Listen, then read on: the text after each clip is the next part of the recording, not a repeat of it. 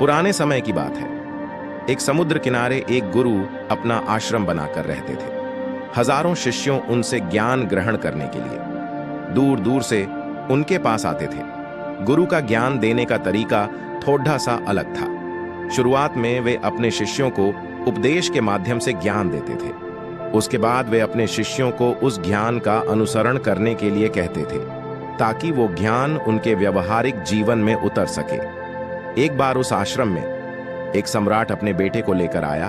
उस सम्राट ने गुरु से प्रार्थना की कि आप मेरे बेटे को अपने आश्रम में रख लें और अपने तरीके से उसे ज्ञान दें। आश्रम में बिल्कुल भी ऐसा नहीं लगना चाहिए कि वह किसी सम्राट का बेटा है। उसको बिल्कुल साधारण शिष्यों की तरह ही ज्ञान देने की कृपा करें। गुरु ने मुस्कुराते हुए कहा, एक सम्राट तभी ज्ञान प्राप्त कर सकता है जब वो अपने आप को एक साधारण इंसान समझे। यही ज्ञान प्राप्त करने की सबसे पहली सीढ़ी ही है।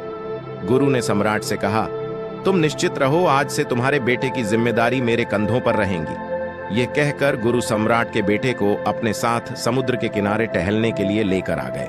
आश्रम के काफी सारे बच्चे सम्राट के बेटे को देखकर उसकी तरफ आकर्षित हो रहे थे और उससे दोस्ती करना चाहते थे। जब सम्राट का बेटा और गुरु समुद्र के किनारे टहल रहे थे तो अचानक से सम्राट का बेटा फूट फूट कर रोने लगा, क्योंकि अभी वह सिर्फ 12 साल का था और 12 साल की उम्र में उसके पिता ने उसे अपने से दूर कर दिया। ये सदमा वो बच्चा सहन नहीं कर पा रहा था। वो यह समझ नहीं पा रहा था कि उसके पिता उसकी भलाई के लिए उसे इस जगह क्यों छोड़ दे कर गए। उसे रोते हुए देखकर गुरु ने उससे कहा कि बेटा, मैं तुम्हें चुप नहीं करूंगा। हो सकता है कि आज मैं तुम्हारे आंसू पोंछ दूं, लेकिन कल तुम फिर से अपने आप को अकेला पाओगे। याद रखना, जीवन में इंसान अकेला आता है और अकेले ही जाता है। जितनी जल्दी इंसान इन बातों को समझ लेता है, वो उतनी ही जल्दी आत्मज्ञानी रास्ते पर निकल पड़ता है। Buddhist story.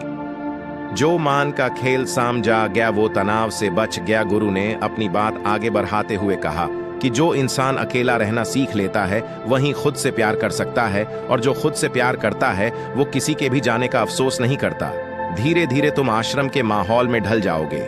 शुरुआत में तुम्हें समस्या आएगी, लेकिन कुछ दिनों के बाद तुम्हें इसकी आदत हो जाएगी और उसके बाद तुम्हें ये जगह अच्छी लगने लगी। समुद्र के दूसरे छोर पर सूरज छिपने लगा था और अपनी लालिमा पूरे आसमान में बिखेर रहा था। बहुत ही सुंदर दृश्य था और गुरु शिष्य को अपने साथ लेकर वापस लौट आए। सम्राट के बेटे को भी अब थोड़ा अच्छा लग रहा था। गुरु ने भी उसे काफी दिलासा दिया और अपने गुरु की आंखों में शांति देखकर उसका मन भी अब शांत हो गया था।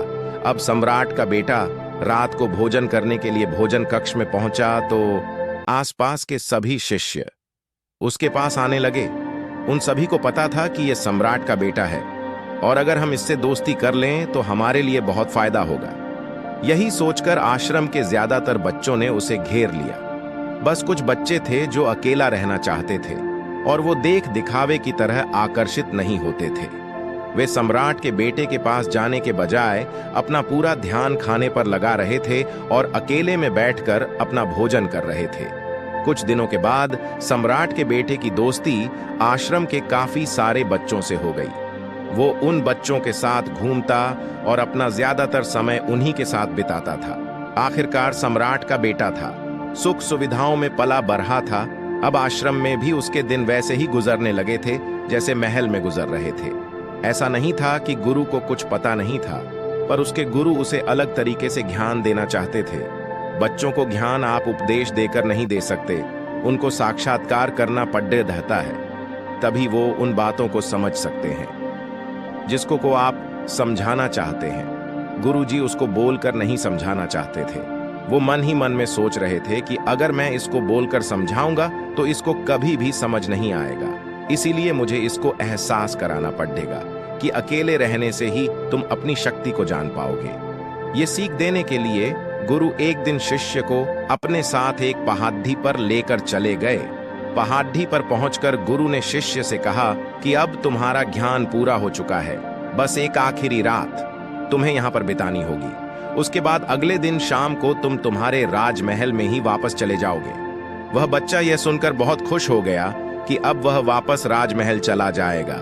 फिर से मेरे दोस्त और दसिया मेरे पास होंगी। उसने गुरु से पूछा कि गुरु जी, मुझे आज रात आप यहाँ पहाड़ी पर क्यों छोड़ दे रहे हैं?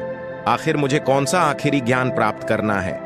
गुरु ने मुस्कुराते हुए कहा कि यहाँ पर चट्टान के पीछे तुम्हें छिपकर बैठना होगा।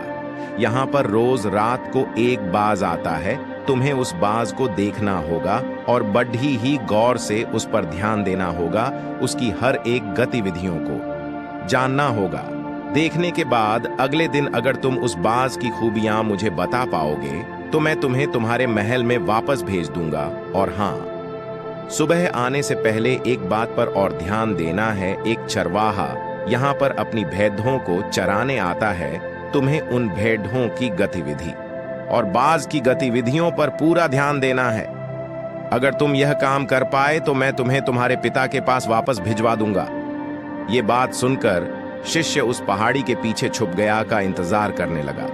काफी वक्त बीत जाने के बाद वहां पर बाज अपने बच्चों के साथ पहुंचा।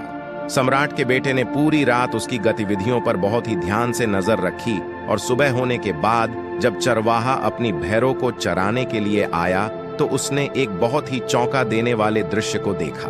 उसने देखा कि बाज एक भेड़ को अपने पंजे में दबाकर आसमान में उड़ीच गया। उसने उस भेड़ के बच्चे का शिकार कर लिया। ये सारा दृश्य देखकर वो आश्चर्य से आश्रम में वापस पहुंचा। इससे पहले कि गुरु उससे कुछ पूछते, उसने गुरु को प्रणाम करते हुए कहा कि गुरुदेव, आप आश्रम के सभी बच्चों को यहाँ पर बुला लीजिए। मैं सब लोगों को एक बात बताना चाहता हूँ कि मैंने क्या देखा। जब आश्रम के सभी बच्चे वहां पर पहुंच गए तो सम्राट के बेटे ने कहा, मैंने जीवन में बहुत से पक्षियों को देखा है, मगर बाज उन सभी पक्षियों में से सबसे अद्भुत है, सबसे अलग होता है। उदाहरण के लिए एक तोता हम सभी ने देखा होगा। तोता बोलता तो बहुत है लेकिन कभी ऊंचा नहीं उड़ पाता, लेकिन एक बाज जो कि हर समय शांत रहता है लेकिन उसमें आकाश को छूने की ताकत है। एक बार जब बाज अपने शिकार को निश्चित कर लेता है तो उसी शिकार पर अपनी नजरें गड़ाए रखता है, फिर चाहे वह कितनी भी ऊंचाई पर क्यों ना उड़ीच रहा हो, कितना ही बड़ा तूफान क्यों ना आ जाए, लेकिन उसकी नजर हमेशा अपने लक्ष्य पर ही होती है। और यह बात मैंने आज सुबह ही समझी है। बाज ने हर भेड़ को शिकार नहीं बनाया, बल्कि उसने भेड़ों के झुंड में से उसने सिर्फ एक भेड़ को अपना शिकार बनाया। उस तरह हमें भी अपना ध्यान अपने लक्ष्य पर लगाना चाहिए। भले ही हमारे सामने चाहे कितनी भी भेड़ों क्यों ना हो, हमें अपने लक्ष्य को साफ तौर पर निश्चित करना चाहिए और जमकर उस पर काम करना चाहिए। हमें 20 अलग अलग लक्ष्यों पर ध्यान देकर अपनी ताकत को बर्बाद होने से बचाना है। हमें किसी एक लक्ष्य को निश्चित कर कर उस पर अपना पूरा ध्यान लगाना चाहिए। और तीसरी बात जो मैंने सीखी है, और हम सबको भी वो बात सीखनी चाहिए कि बाज कभी भी दूसरे पक्षियों के साथ नहीं उड़ता, वह हमेशा आकाश में अकेला उड़ता है। इससे हम ये सीख सकते हैं कि हमें कभी भी छोटी सोच वाले लोगों के साथ नहीं जुड़ना चाहिए। आखिरकार हम भी वही बन जाते हैं जिसके साथ हम रहते हैं। इसलिए या तो बड़ी सोच वालों के साथ रहो या आप अकेले रहो, क्योंकि जब हम अकेले रहते हैं तभी हम खुद की ताकत को जान पाते हैं और खुद की कमजोरियों को समझकर उन पर काम कर पाते हैं। हम अपनी ताकत को जानकर उसका सही इस्तेमाल कर सकते हैं, लेकिन वह तभी संभव होगा जब हम अकेले रहना सीखेंगे। चौथी सीख जो हमें सीखनी चाहिए, एक बाज हमेशा अपनी सीमाओं से ऊपर उड़ता है। जब तूफान आता है तो हर एक पक्षी अपने घोंसले की तरफ भागने लगता है, खुद को छुपाने की जगह ढूंढता रहता है, लेकिन बाज ऐसा नहीं करता। वह खुद की सीमाओं को तोड़कर आसमान की खतरनाक ऊंचाइयों पर उड़ाता है और खुद को मजबूत बनाता है। उसकी ये बातें सुनकर गुरु ने अपनी बात खत्म करते हुए कहा कि मैं आज रात इस सम्राट के बेटे को इसके राजमहल में वापस भेजने जा रहा हूं, क्योंकि इसका ज्ञान यहाँ पर पूरा हो चुका है। ये कहकर गुरु सम्राट के बेटे का हाथ पकड़ के राजमहल की तरफ रवाना हो गए और बाकी के सभी बच्चे उन्हें पीछे से देख रहे थे। इसलिए हमें अकेलेपन को ताकत बनाना चाहिए, ना कि अकेलेपन से हिम्मत हार जाना चाहिए।